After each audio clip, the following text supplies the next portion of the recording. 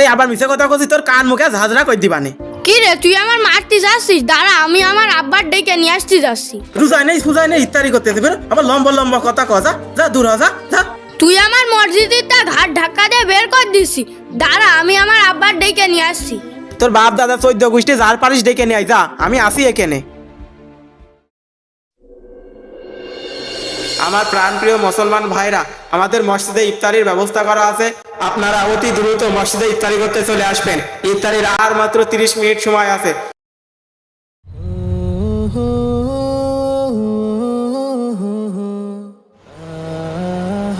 এই তুই তো রোজা নেই, তা তুই মসজিদে কি করতে আইছিস? আমি রোজায় আছি, তাই মসজিদে ইফতারি করতে আসি। 3 বেলা খেয়ে 1 বেলা রোজায়, তাই না? তুই তো ইফতারির লোভে মসজিদে আইছিস, সেটা আমি ভালোই ভালোই টের পাইছি। ভাই, আমি সত্যিই রোজায় আছি, তাই মসজিদে ইফতারি করতে আইছি। এই আবার মিছে কথা কইছিস, তোর কান মুখে ঝাঁঝরা কই দিবানে। কি রে তুই আমার মারতে যাচ্ছিস? দাঁড়া, আমি আমার আব্বার ডেকে নিয়ে আসতে যাচ্ছি। এই বেরো বেরো এখান থেকে, বেরো। এই বেরো বেরো এখান থেকে, বেরো। রোজায় নেই সুজাই নেই ইফতারি করতেছে, বেরো। আবার লম্বা লম্বা কথা কজা, যা দূর হ, যা যা। তুই আমার মসজিদের ঘাট ধাক্কা দিয়ে বের করে দিছি। দাঁড়া, আমি আমার আব্বার ডেকে নিয়ে আসছি। তোর বাপ দাদা 14 গোষ্ঠী যার পারিস ডেকে নিয়ে আয়, যা, আমি আসি এখানে। আব্বা, ও আব্বা, তুমি জানো আজকে কি হয়েছে? ওই পাড়ার ওই যে শাহিন না, ও আজকে মসজিদে ইফতারি দিচ্ছে, তাই আমার ঘাট ধরে বের করে দিয়েছে। কি ও তোর গায়ে হাত দিয়েছে? ও মসজিদে ইত্যাদি দিয়েছে বলে ও বিরাট বড় কিছু হয়ে গিয়েছে নাকি? ওর ঠ্যাঙের নলা ভেঙে তো আসিস।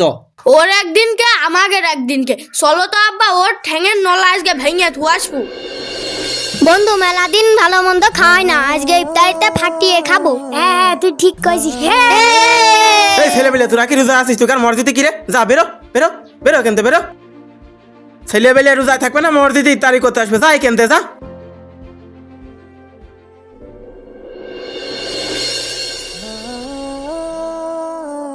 হ্যালো, কই তুই? তোর জন্য আমি বসে রয়েছি, তুই কখন আসবিনি? ইফতারি আর মাত্র 30 মিনিট সময় আছে। এ শাইন, এই তুই মসজিদে ইত্যাদি দিয়েছি বলে বিরাট বড় কিছু হয়ে গেছে নাকি? আমার ছেলের গায়ে হাত দিস কে? হ্যাঁ, এই আমি তোর গায়ে কখন হাত দিলাম? এ মনি, ও তোর গায়ে হাত দিইনি। হ আব্বা, ও আমার গায়ে হাত দিয়েছে আর ঘাট ধাক্কা দিয়ে বের করে দিয়েছে। এই তোর গায়ে হাত দেবো না, কি করবো? হ্যাঁ, তুই তো রোজা নে, তা তুই মসজিদে কি করতে আইছিস? ছেলেবেলে মসজিদে আসলে হাত ধাক্কাতে বের করে দিয়া তোর হাত আমি ভেঙে ফেলে দেবো। কেরাম পারিস আমার গায়ে হাত দিয়ে দেখা দিনি? তোর গায়ে হাত দিবান তা কি হবেন রে? এ তাই বলে তুই আমার গায়ে হাত দিছিস? এই আরে ভাই থামেন থামেন, মসজিদের পাশে কি শুরু করলেন? আরে থামেন না, থামেন। আরে থামেন আপনারা, মসজিদের পাশে কি শুরু করলেন? হুজুর আপনি সরে যান, ওর হাত আমি হাত ভেঙে ফেলে দেবো।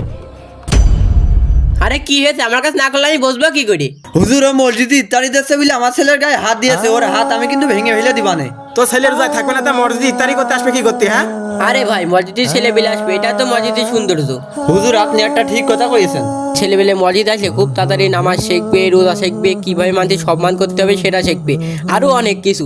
তা না আপনি ছেলেবেলে মসজিদ আসলে ঘাট ধাক্কা দিয়ে বের করে দিয়েছেন, এটাকে ঠিক করছেন? আপনি কার ঘর থেকে বের করে দিয়েছেন? আপনি আল্লাহর ঘর থেকে বের করে দিয়েছেন। আপনি ভুলে দেন না, আপনাকে কিন্তু কবরে দিতে হবে। সেদিন কবরে দিয়ে কি জবাব দেবেন? Oh